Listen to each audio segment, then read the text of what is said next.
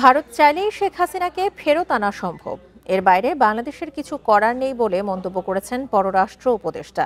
বলেন, ভারত ছেড়ে যাচ্ছেন শেখ হাসিনা এমন কোনো তথ্যও নেই।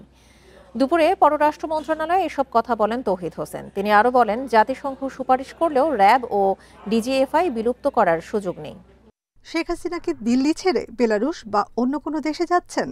গত শনিবার এমন প্রশ্নের মুখোমুখি হন ভারতের পররাষ্ট্রমন্ত্রী এস জয়শঙ্কর।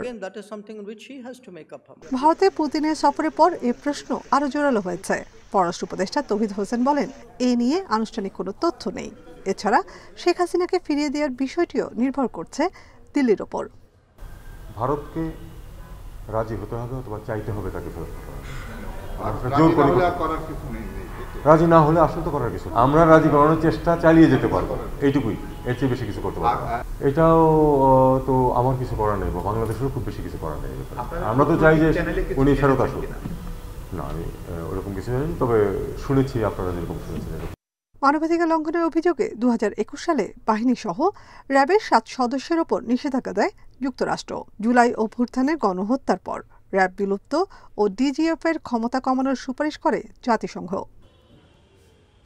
এ প্রসঙ্গে পররাষ্ট্র উপদেষ্টা বলেন, বিচার বহির্ভূত হত্যা বন্ধে প্রতিশ্রুতিবদ্ধ অন্তর্বর্তী সরকার, তবে বাহিনী ভেঙে দেওয়ার পরামর্শ গ্রহণযোগ্য নয়। ডিজিএফআই এর মতো প্রতিষ্ঠান পৃথিবীর প্রত্যেকটা দেশে আছে, এটা তারা বললেই তো হবে না। এইভাবে 40টা রিকমেন্ডেশন তারা দিয়েছে, যেগুলি আমার কাছে গ্রহণযোগ্য মনে হবে আমাদের এবং আমাদের পরের সরকারের কাছে, তারা সেগুলো করবে।